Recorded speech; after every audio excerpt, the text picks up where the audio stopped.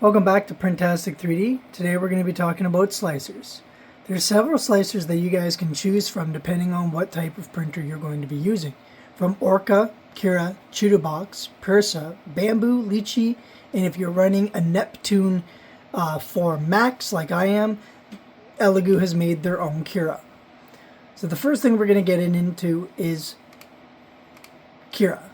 So Cura is the first slicer that I ever came across when I started 10 years ago, and it hasn't changed much. You've got your settings here, you've got all of your moving tools here, layer views, line colors so you can change the colors, prepare, so this is exactly what it looks like when you first start off. Then when you slice, it does show you all of your layers, all of the information that you would want to see in a slicer. So pretty much Cura is the go-to simplest slicer you can get into if you're just starting into printing. This would be your best bet.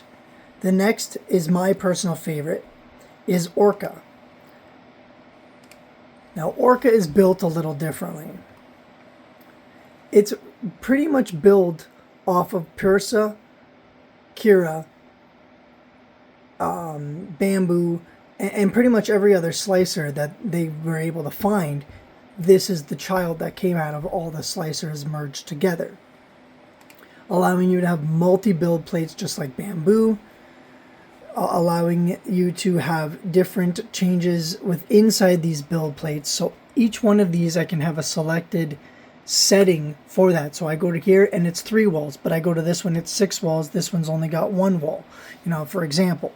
So that's kind of really nice about Orca. Now Cura allows you to have something called Marketplace. Now Marketplace allows you to find things that aren't necessarily a part of the main Cura package, but is a branch off and is supported by Cura. Now, Orca Slicer doesn't really have that. It is, you get what you get. Now, Orca Slicer allows you to measure, it allows you to cut, it allows you to flange, it allows you to put them into puzzle pieces. You can do duck joining. A lot of different things you can do in here that you can't do in Cura. And that's something that I really like about Orca, is you're allowed to manipulate your files. You can merge them together and the polygons will actually merge properly, versus in Cura when you export a file that you've just slammed a bunch of files together, it comes out really weird. Where Orca Slicer, they figured out how to fix that. And anytime that I create something on this, it comes out exactly the way I want it to. So that's something that I really enjoyed about Orca Slicer. Now that's kind of been talked to, there's not really much I can say else about Orca Slicer. I would definitely give it a shot if you're new to printing, or maybe after your first year you've mastered Cura, give Orca a shot. Now people that own Prusa machines, Prusa has pretty much the same layout. You can do multiple build plates. You cannot do settings changes with inside the build plates, only one. It is rather dark, and I found that to be a problem for me, just me personally, that things would blend together, and I had a hard time focusing, probably because of how small the letters are. I wasn't a fan of that, so I don't use Prusa too much other than on my MK4. So I don't necessarily use this slicer all too much. The next one I'm going to look at and just quickly touch base is Litchi Slicer. Now Litchi has a huge benefit when you're doing resin printing out of industrial or dental equipment. Litchi allows you to really get into the construct of the slices versus Chitubox that they don't allow you to. Now the other benefit of Litchi that I kind of like is you can go in between your resin and filament right within inside the slicer. So then you open this up and you change your machine. You can have anything on it. I only run my resin printers and my ANET off of this machine, or off of this, because this is the original slicer I started using when I had just these. Now I have quite a collection, but this was a really good format for me at the beginning because I only had a laptop. This takes a lot less buffering time than Cura does, and a lot less than Orca. So if you're going to be using multiple build plates or multiple slicers, as you can see, I've got them all open. You're going to want to get a decent tower. Mine is not top of the line. It's about $3,000, but it's still enough to run multiple slicers, videos, all of that kind of stuff. And pretty much that is the end of that one there. And then we have our Cheetah Box. Now, Cheetah Box is my go-to. I like it. It's a lot less complicated than Litchi is. Litchi can get a little bit confusing at times, especially if you're new. I use the Litchi for my Jupiter because they mesh well together, where all my other printers, it's all Cheetah Box. Now, to show the difference in constructs of resin prints and FDM prints, so I'm going to hop back over here. So with an FDM print,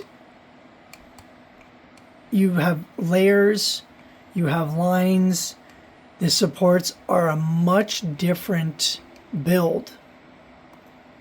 It builds off the plate, while the resin prints build off the plate upside down.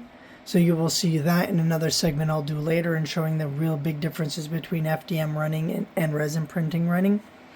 But going back to the resin printer, there is tons of supports in here, and this will be a solid resin ring, and these will be very, very hollow. I've actually got these hollowed out so they're easy to break and you don't destroy your print. Now, this print has to build off supports. It cannot build off the plate like FDM. This one you want completely off the ground. Now you can see here, there's a lot of supports in this. But resin printing versus FDM printing has a much better turnout than FDM does. FDM has a lot of processing, but resin's not good for helmets and armor and industrial prints unless they are handles or something like that that aren't going to take a lot of stress. So when you're looking at getting into printing, take a look at all the slicers that are available to you. Have an understanding that it is going to take you maybe 6 months to really understand absolutely every part of the slice. Because when we look at slicing here, it will actually give you an indication. So you're going to have to read all of these. And then there's sub entries as well. So what happens when you do it by object versus layer? So an object will just be the whole layer, or just an individual object, sorry. But then if you're doing a whole build plate, it will print these all at once and make it a longer time to print it, or it'll make it sloppier, depending on your retractions and all of that. Now, Bambu has pretty much made printing a lot easier for people, and they have already done most of their presets for you. Not very well, I will add, but they've done it for you. So if you're really looking at getting into printing but not wanting to learn how to actually print and just printing stuff Bambu has already set up for you, it's not going to get you into the industrial segments, but it will get you into the hobbyist. So that's the end of the slicing segment that I have for today. You have yourself a printastic day, and talk to you soon.